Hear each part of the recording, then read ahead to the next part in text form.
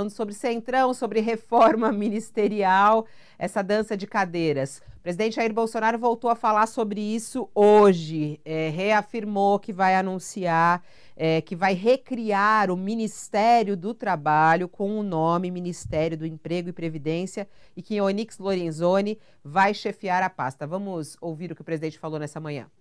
Mas realmente deve acontecer semana que vem, está praticamente certo. Nós vamos botar um senador aqui na Casa Civil que pode manter um diálogo melhor com o parlamento brasileiro. O general Ramos está na Casa Civil, continua sendo ministro palaciano, vai para a Secretaria-Geral, e o Onyx, que eu chamo de Coringa, né, ele vai para um novo ministério que não vai ser aumentado o número de ministérios. Como o Banco Central perdeu esse status há 2 meses, nós restabelecemos 23 ministérios e vai ser o Ministério do Emprego e Previdência. O tal Centrão, que eu chamo de pejorativamente disso, são alguns partidos que lá atrás se uniram na campanha do Alckmin e ficou então rotulado o Centrão como algo pejorativo, algo danoso à nação. Não tem nada a ver, eu nasci de lá. A Tereza Cristina é do PFL, né, atualmente Democratas. O Onyx Lorenzoni também é do Democratas. O Ciro Nogueira, que deve integrar o nosso governo, é do PP. Eu acho curiosa essa fala dele. Ele falou assim, o Centrão não é danoso, eu surgi de lá. Curioso isso. E nunca deixou de ser, viu? Nunca deixou de ser. Ai. Vai, vocês têm que comentar, não sou eu, Sakamoto. Olha, é muito bom, na verdade, que o presidente ele fica procurando malabarismo verbal para tentar justificar uma coisa, indo ao contrário do que ele sempre defendeu. Vamos lembrar que ele foi eleito com todo aquele bafafá, aquele mimimi de que ele era nova política, de que ele não ia se dobrar ao Centrão, de que ele não ia fazer tomar lá da cá, e na verdade agora ele abraça com carinho um toma lá da cá, o dando que se recebe, para se manter no poder e para pavimentar a eleição dele no ano que vem. Ao mesmo tempo ele tenta, olha, o Centrão nasceu há pouco tempo, joga o PSDB, que não tinha a ver com a história, no meio também, sabe? Para tentar se justificar, para falar, olha, não tem a ver com isso, e é inacreditável. Até a questão dos ministérios, ele fala, não vai crescer o ministério, porque o Banco Central deixou de ser ministério, então isso vira, sendo que na campanha eleitoral ele tinha prometido reduzir para 15 ministérios. Né? Agora, é interessantíssimo todo esse malabarismo que ele faz para justificar que ele está entregando o coração do seu governo, o ministério mais importante, o seu primeiro-ministro, para o Centrão. E mais interessante ainda, toda a justificativa, que aí o meu Coringa, que é o Onyx Lorenzoni, eu estou mandando para o Ministério do Trabalho, que vai ser criado, etc. e tal. Bem, olha, o Bolsonaro, ele deveria ter recriado ou mantido o Ministério do Trabalho, porque o Brasil hoje tem 14,8 milhões de desempregados. Ele está recriando o ministério para gerar emprego para uma pessoa.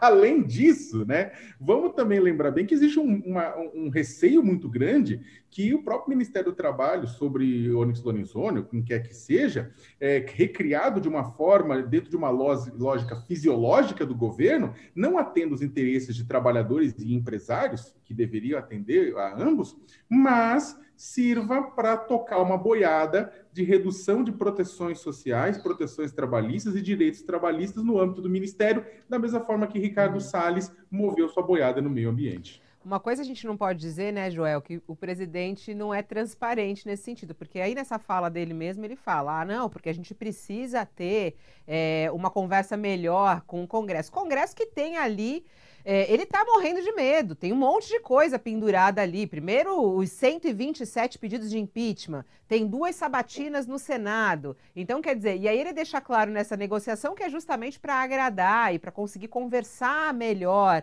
com o Congresso. E chamar atenção também essa história do trem, né? Porque o Luiz Eduardo Ramos, general, falou que ele levou um susto, foi surpreendido com essa informação. Ele falou assim, fui atropelado por um trem. Aí o Bolsonaro depois disse assim, olha, trem seria se ele saísse do ministério. Ele é meu amigo, vai continuar lá na Secretaria-Geral, não foi trem, não. E assim...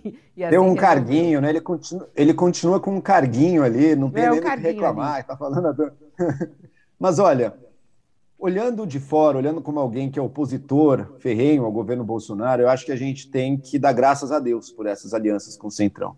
O Centrão atrasa muito do progresso do país, isso é verdade. É práticas velhíssimas da política fisiológica que estão por trás um pouco da degeneração da nossa república. Agora, é melhor esse pessoal do que malucos ideológicos de extremíssima direita. Esses já foram basicamente varridos do governo. Mas são melhores também do que os militares que a gente tem visto no governo. O que a gente viu dos militares ao longo do governo Bolsonaro foi o maior, eu diria, o maior golpe contra a imagem da instituição militar no Brasil, que cultivava-se, né, aquela ideia, não, os militares super preparados, pessoas de um caráter assim, muito acima da média também, não sei o quê. Nenhuma das duas coisas se sustenta hoje em dia. Primeiro, pela incompetência, não de todos, hein, mas de diversos ministros e funcionários militares do governo e também, infelizmente, acusações até de corrupção ligadas a militares no Ministério da Saúde. Então, quanto mais centrão, vai ser menos olavistas, menos ideológicos e menos militares. Nesse sentido, eu acho bom.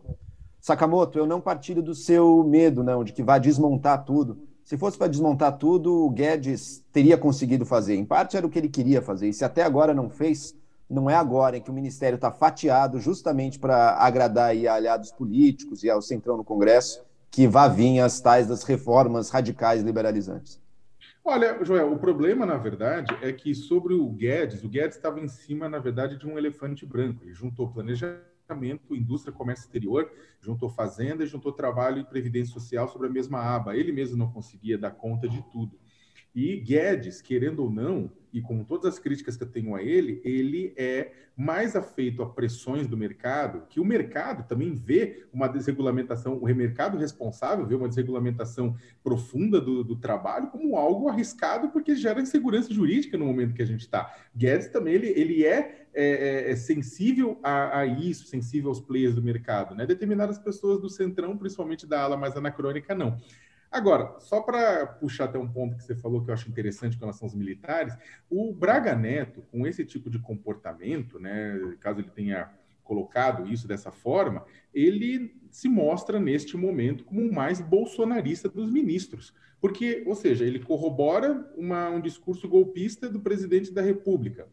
Ele não critica os indícios de corrupção envolvendo coronéis e um general dentro do Ministério da Saúde. Né, na carta que ele fez para tentar emparedar o presidente Omar Aziz há algumas semanas, eles não citaram nenhuma forma de crítica à corrupção. Ou seja, ele está alinhado ao bolsonarismo. Deve dar muito orgulho ao presidente.